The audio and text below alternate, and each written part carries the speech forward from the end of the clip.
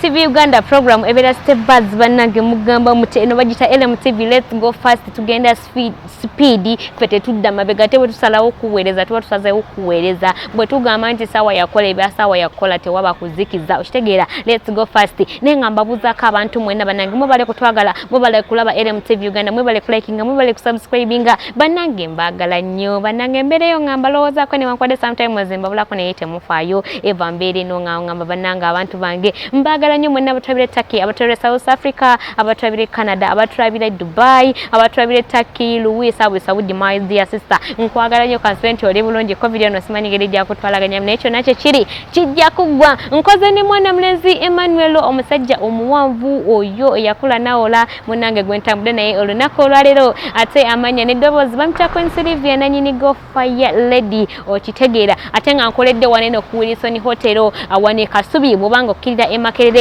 ojja kubanga olaba hotel ya kalina ya mulembe balina garden yabwe nungi balina buli kimwe kifo kyabwe kirungi abo bango ina stress banango osobola okujja n'owumulirako tewali bisobola kutawanya tewali bisobola kyonna kuteteganya akawewo kawo ka mulembe nnyonyi ddala oh my god bo bagambye jangu buzi bagenda kubanga bakola ki nga bakukolako nga bakwasaganya magezi buli kyakulya buli kyakunywa everything go buli kyoyo yako buyoya okulya wekiri waneno jangu bajja kubanga teera munange bakutuusako byosinga okwagala natera nga natandika neggulira erya mwana muneze Hassan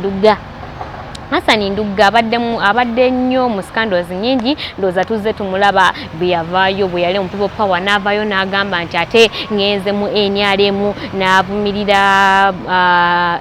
gundi president wa NUP n'amuvumirira n'atandika okukola biki okitegeera n'asalawo n'akola ki n'agenda mu gundi mu yero kakati munnange ate olwagira ate twagenda okulaba ate tanywereddeeyo ate naye akozeyo ate n'avaayo atamanya Hassan Nduga ye mwana mlezi yayimba mukama nti kulo omugugu kuba sinze yakomerera ku musalaba okitegeera oyo mwana mlezi gwe wenna atamumanyi muyimbi wa kadongo kamo munnange wonjogerera olunako radio twabadde tuli awo nga waliwo omusajja abadde amaze ebbanga ng'amunoonya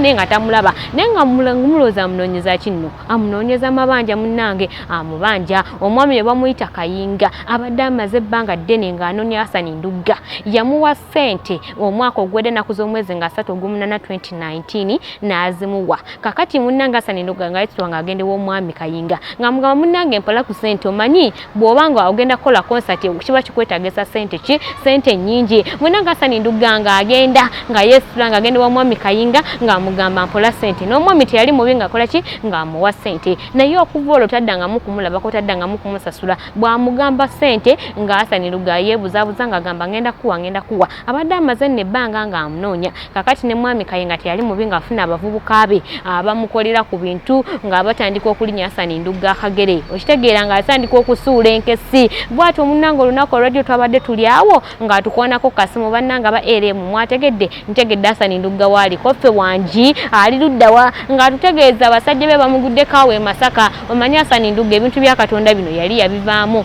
ng'era ye asinza lubaale okitegeera ne tumugwako awo e Masaka yabadde ali mu ssabo ng'ali mu kusinza emizimu esemanyi jjajja bamweyana eyo simanyi waba mweyana essabo yali omusamizi bamuyita bamweyana yabadde agenze kusinza ku mizimu munnange eyo abasajja ba mwami Kayinga gye bamugwiriddeko nga bamukubira akasimu akati basajja ba mwami Kayinga ne bakwira Kayinga ne bagamba bannange wuuna ali wano kati beesitula bagende bakole kibakwate Hassan Nduga poliisi ze okitegeera munnange ate olwatuuse eri ate munnange tebabalemesezza okuyingira nga babalemesa okuyingira Hassan Nduga n'asalawo n'akola ki n'afulumesa bwadduke kati kumbe omwami Kayinga yabadde yategeezezza dda poliisi y'e Masaka n'ategeeza n'agamba gundi atudduseko biki n'amuwa details bw'ati munnange Hassan Nduga bw'ati bwe batyo bwe bamukutte ku poliisi era njogerera ekiro kyejjo yabadde ku poliisi awo munnange nga tutuuka kwa Hassan Nduga nga tumubuuza bannange gwadduka ssente kiki mwami Kayinga yatugambye nti abadde amubanja miliyoni 3 twatuuse kwa Hassan Nduga n'atugamba kituufu omwami akola ki amanja naye nga bw'omanyi nti ebintu bino ate bw'ojja mu kamera obeera oyagala nnyo okulya obuyinja kituufu amanja naye tamanja miliyoni 3 amanja miliyoni 2 ne tumubuuza lwaki omusajja tomusasula n'agamba bannange nina amabanja mangi nange kenyini gw'olaba wano sirina ssente n'agamba bamugoba ne mu nnyumba bamubanja miliyoni 2 za nnyumba bamubanja emyezi okitegeera naye n'asalawo okuva ewaka kubanga yali n'asalawo okuva ewaka n'agamba bannange kyo kimbye ekimbeeza wano okutuuka okukanyugira ebintu ebweru n'asalawo n'agenda e Masaka agire ng'asinza ku mizimu agire ng'asinza ku bubaale agire ng'akola ki ne tumubuuza wayimba akayimba ka Mukama nti ku lw'omugugu n'agamba kituufu yakayimba naye yagenda okulaba simanyi nga Yesu yafa emyaka 12 emabega kati Yesu simanyi taliiwo embu n'asalawo mbu agenda asinza emizimu era gye yabaddeyo ng'agenze okunyenya ku nsaasi bajjajja bamubuulire kiki nateera ekiddako bw'atyo batutegeezeza mu bigambo bye ate nga ne mwami Kayinga yagambye ye yeetaaga ssente ze Hassan watamuwa ssente ze agenda kumusiba beefaananyi bya mwana mulezi Hassan Nduga gwenna atamumanyi awo kusikuleniyo ebifaananyi byolengera awo munnange yeyo gwe wenna atamumanyi oyo asinza lubaala asinza emizimu simanyi biki oh my god Hassan Nduga you are so funny but wano ku LMTV munnange ffe twasalawo okuba nga tukuwa amawulire agaba celebrate